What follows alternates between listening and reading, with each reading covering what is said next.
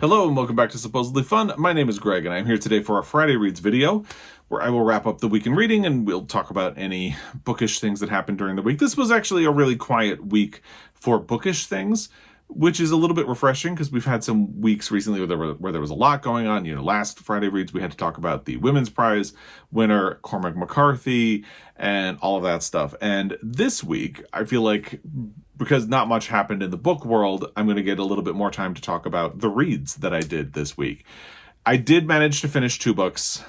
It was a slow reading week, as I sort of expected that it would be. We'll talk about that in a little bit once we get into the actual Friday Reads portion of this video, which again will be pretty quick. The only thing I really kind of wanted to talk about before we get to that is first just to mention that I am trying my new idea that I had last week.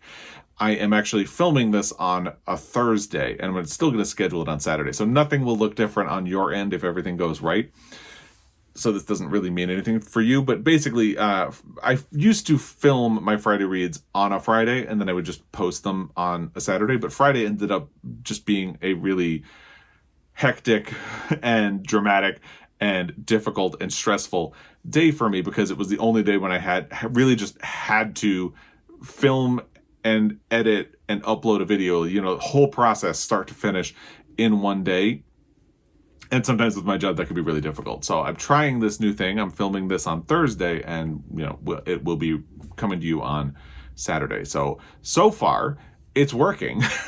We'll see how it goes.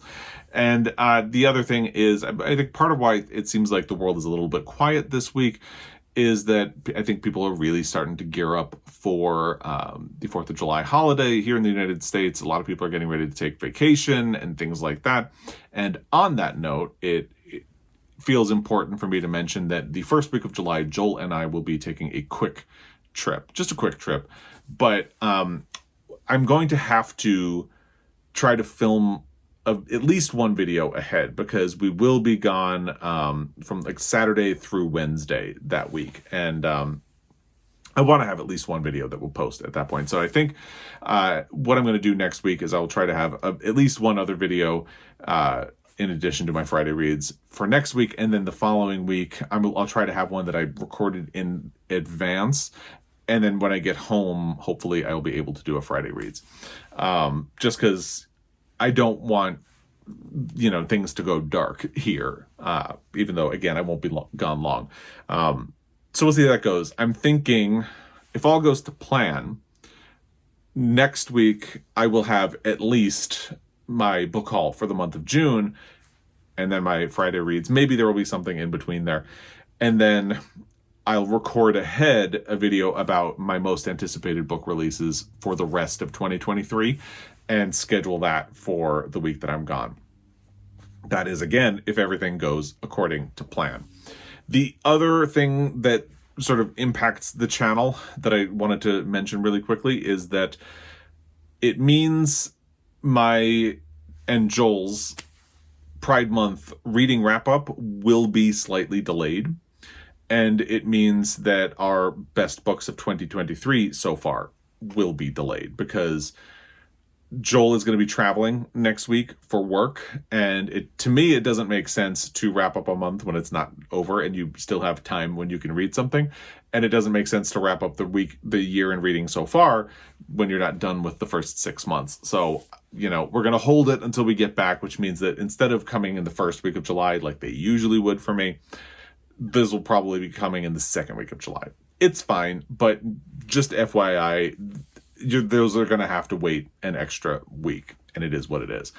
Because Joel and I are actually traveling because it's our 10th anniversary, which is really nice, and I'm really excited for that. And usually we don't do a big thing on our anniversary, but you know it's 10, so we figured we would do something. And maybe we're going to be in Canada. We're actually going to go where we got married, and we haven't been there since we got married.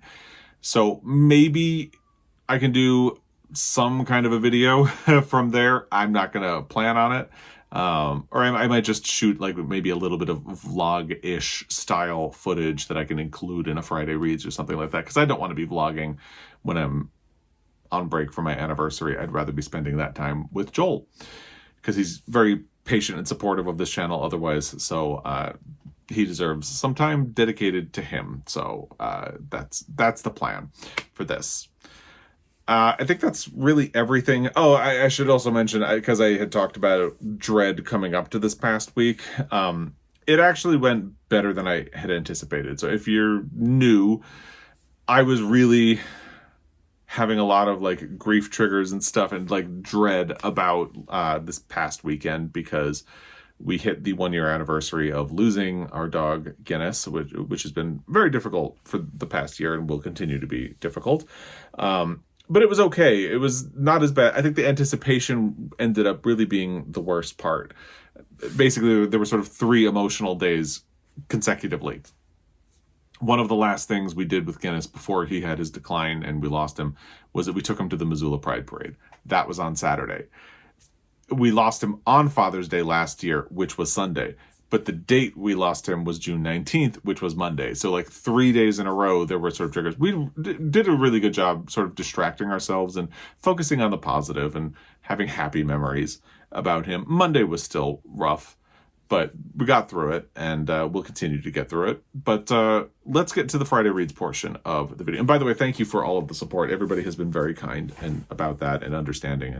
And one of the reasons I think it's important to talk about that so openly is that people have commented and said that I think people always have a tendency to feel like they need to be strong and sometimes sacrifice their mental health for the sake of seeming strong or okay. And it's okay to not be okay, essentially. That's the idea behind all that. Anyway, in my last Friday Reads video, I had talked about Stone Butch Blues. I was a little less than halfway through. You can see where my bookmark is. And I had to put it down because I'm liking it. I'm glad that I'm finally getting around to reading this. This is something that is part of the Queer TBR Tackle. I'll have information about that in the description box down below. And I'm glad that I'm finally getting around to reading this, but it's brutal. It is a brutal book. A lot of bad things happen to the protagonist of this book, who doesn't really identify as transgender, but that's a lot to do with the time period. It's likely that they would identify as transgender if they existed in the modern world, but a lot of really like terrible bad things happen to them, and it's real. It's stuff that actually happens, and it's the way people thought about and treated people in the past and still do in many ways. But it's a lot, and it was really difficult, especially with everything else going on. So I had to put it down last week, and I did. I took a break, and it was a very necessary break. So the first place I detoured from Stone Butch Blues was Wash Day Diaries, and the library sticker is covering the authors. It's Jamila Rouser and Robyn Smith. This is actually something I had seen on Doris at Aldi Books channel. She was looking at graphic novels or graphic memoirs that she could read, and this was one of them. It sounded really interesting to me, and my library had it, so I put in a hold request, and here it is. It said that there was a sort of queer element to this, so it felt like, oh, well, then that would fit in with my Pride Month pile of possibilities. So I put it on the list and figured I would get to it when I needed that break from Stone Butch Blues, because I had a feeling it would be really quick, and it was. I read this in maybe an hour. It is 185 pages, and there are many pages in the book that don't have text. Like you can see this one toward the end where there's doing each other's hair. And basically, this is a novel about friendship and sisterhood among the 4 women on the cover, and it centers their stories around their hair rituals, like the wash days and all of that, which is a really interesting way of framing a story about friendship and sisterhood, and basically the experience of being a Black woman. And I liked this a lot. What I will say, though, is that it kind of falls into a trap that I notice a fair amount, especially with graphic novels or graphic memoirs, where I think they're really concerned with the idea of taking a lot of time to tell a story. I can see a world where somebody would be really nervous about making this book longer than it is, because maybe if it looks like this, people will start saying, oh, that seems like a lot. Maybe I don't want to get through it. To me, this is really easy to read as it is. I'm totally fine with the book having more space. Let me find a page that does not have nudity, and I'll show you an example. By the way, I should mention, since it came up there, I had thought, and I think this is 100% because of the pink on the cover. I guess I just assumed that this was a young adult book. It's not. I don't think there's really anything in here that would be objectionable for a young adult, but, you know, just FYI, if you are worried about content stuff, look into the book a little more before you consider something like that. So anyway, here, this section opens with pages that don't have any text. You can see she's shopping, and then she shows up at the salon, and text finally begins. Now, I really like those pages without text. They really set the scene, they create a mood, and then you start moving into the text. But then it feels like once you get into the text, it starts rushing and only sort of skims the surface of the storylines. There is a queer element, especially with this character right here. But again, it's hinted at, it's discussed a little bit, but it doesn't really get in depth about it at all. And I had the same problem with a book about Patricia Highsmith that was told in graphic novel form last year called Flung Out of Space. It presented Patricia Highsmith as a very complicated figure who was actually misogynist, even though she was a woman, and who's very sort of anti-Semitic.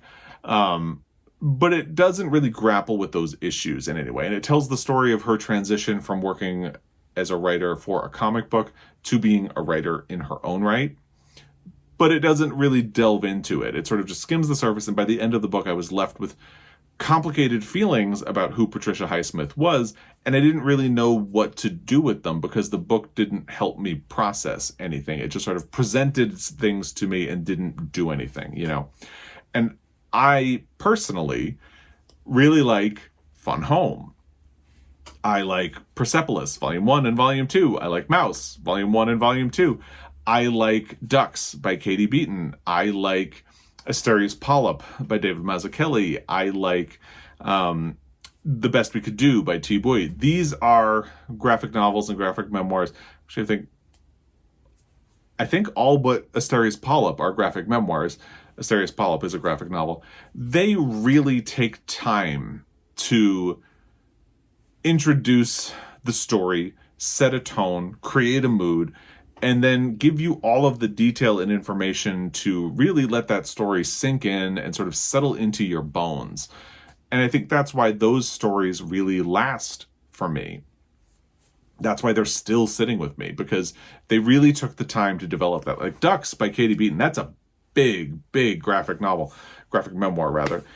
But it needs that space because it creates a mood. It really allows you to grapple with some heavy issues without shirking any of the responsibility, without just skimming the surface, or without it gives you all of the context you need to come away from that book feeling something. And I didn't quite get that with Wash Day Diaries.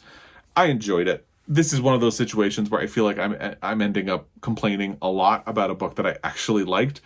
But I think, just, you know, for full context of this, it is a good book. I would recommend it, but it does sort of skim the surface of what it is intending to do. I would have loved it to be a bit longer and really sort of get into the stories. There are even some plot elements of this that just sort of dangle and never get resolved, and that's fine. But I would have liked more from this. But I liked it. And that was Wash Day Diaries by Jamila Rouser and Robyn Smith. The next place that I went after putting down Stone Butch Blues, well, I really debated between two different books. And I'll talk about the second book, the book that I didn't choose, in a little bit, because I might read it next. But ultimately, I decided if I was putting down Stone Butch Blues for being emotionally difficult, I probably shouldn't pick that book up right away, at least. So I turned to Gordo, Stories by Jaime Cortez, instead. This is something that has been on my radar since it was included in the list of ALA notable titles for the year that it was published, which I believe was 2001. So it's not 2001, 2021.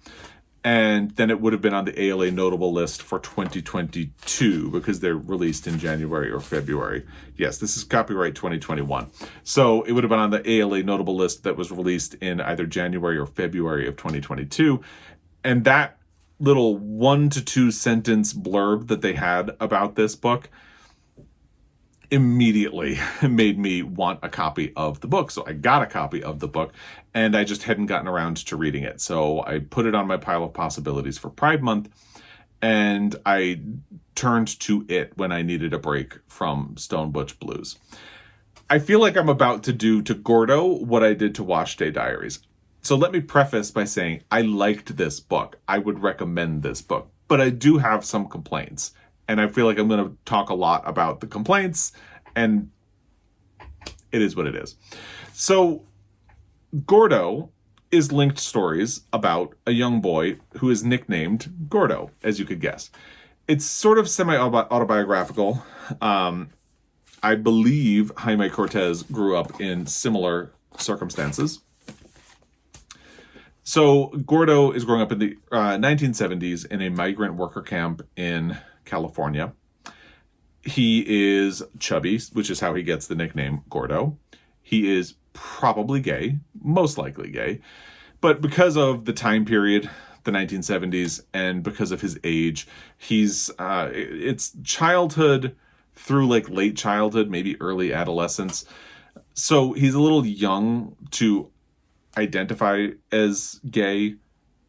It's a difficult time for people to really reckon with their sexuality at that age. So there are many reasons why you don't get a firm answer on what his sexuality is, but he's probably gay.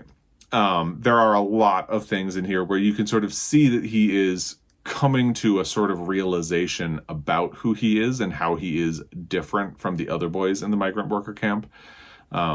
Because he can be a little bit captivated by other boys, and he's not interested in girls, but he doesn't understand that he still thinks he's not interested in girls yet.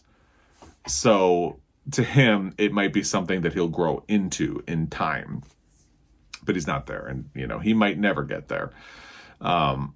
So it's really interesting because these stories about the migrant worker camp, he is, I believe, born in the United States. His parents are here legally. They had paperwork. But there are a lot of people in this migrant camp that do not have papers, and that kind of plays in as well. So really interesting topic. You can see how it immediately grabbed my attention. And I think the book does really good things with them. Maybe this is one of those situations where there's a burden of heightened expectations. Like, I expected a lot. I was really looking forward to reading this book. So my expectations were like up here, and then the book is good. But then the book being good doesn't live up to that. So I feel like I just wanted more of a punch out of this book, and I never got that at all. So it's kind of similar to Wash Day Diaries in another way. Not just that I liked it, but I'm complaining about it. But that I feel like in some ways, it skimmed the surface, and I feel like it pulled its punches a little bit when it could have gone in a little bit harder. And so at the end of the day, I liked it, but it never settled into my bones in a way that it could have. So will it have a lasting impact on me as a reader? I don't know. Probably not, because I think it needed that punch to get there. The other thing I will say is that there's a little bit of clumsy writing. This is a debut. For instance, in one circumstance, a character is talking to a nun and he asks, "Have you always been a nun?" And she begins her response by saying, "Well, when I was a child." And he's immediately gobsmacked because he says, "It had never occurred to me that she could have been anything other than a nun." And it's funny because basically it turns into a story about him imagining someone as just like a little baby nun. But it doesn't quite work, because if he had never imagined her being anything other than a nun, why did he ask her, "Have you always been a nun?" It's like a little thing. It's a very nitpicky detail. But there are circumstances like that where I just suddenly stop and I'm questioning what I'm reading, because it's like, If he can't imagine her being anything other than a nun, why is he asking if she's always been a nun?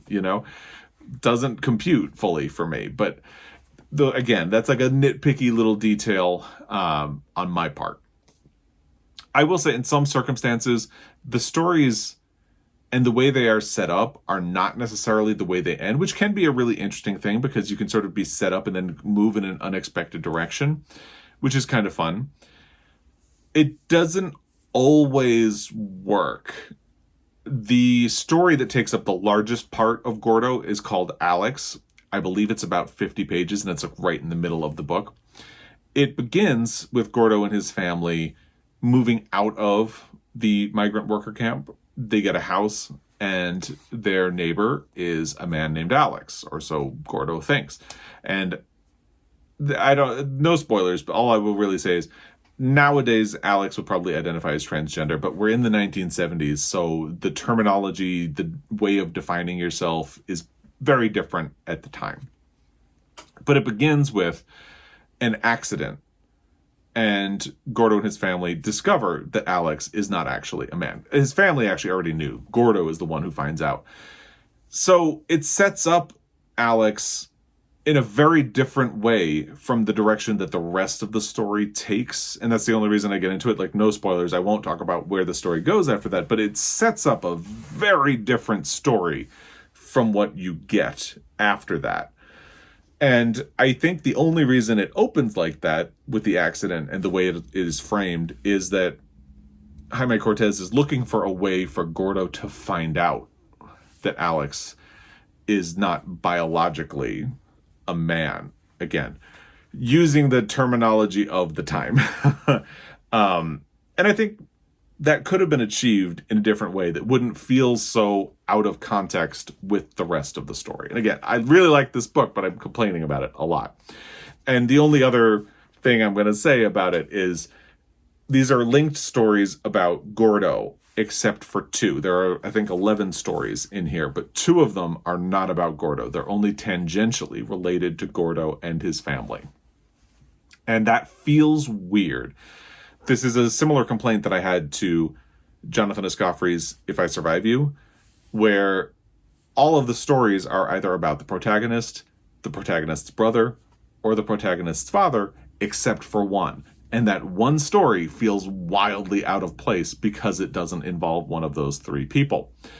And that's the same thing for Gordo. I feel like because they're linked stories about Gordo, they kind of all need to involve Gordo. Or if you don't want them all to be about Gordo, you need to expand the universe a little bit more and give other perspectives, but then you'd probably have to change the name.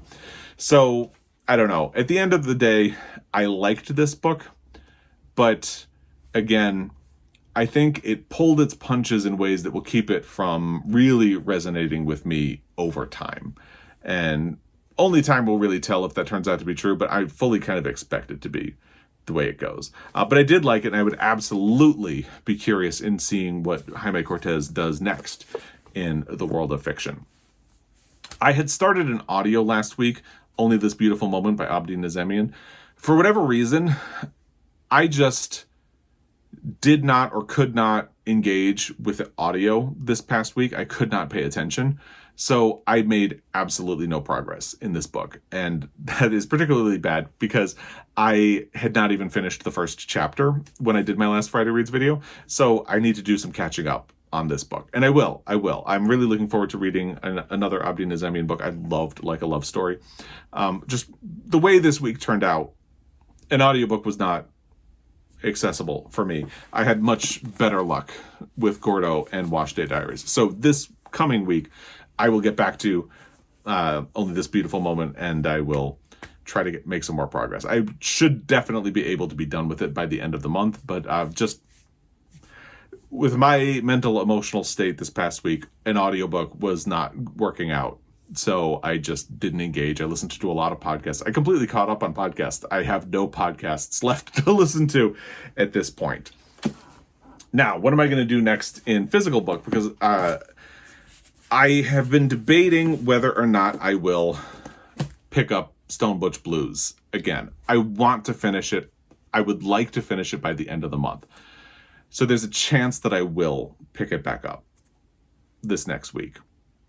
I don't know. I need to, maybe I'll pick it up and read a chapter and see how I'm feeling, but I think I might need a little bit more time. So it might have to sit on the sideline a little bit longer.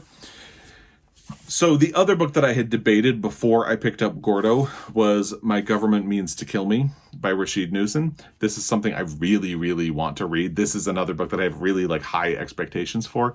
But last weekend, I thought to myself, if I'm putting down Stone Butch Blues because it's too difficult emotionally, I probably shouldn't read the book about the AIDS epidemic and from the perspective of a Black queer man, because it might be just as emotionally difficult. So that's why I went with Gordo. If I don't pick up Stone Butch Blues, I might give this a try. We'll see. I think it might be more likely, although I haven't decided, that I might pick up my other library book, which is When We Were Sisters by Fatimah Asghar.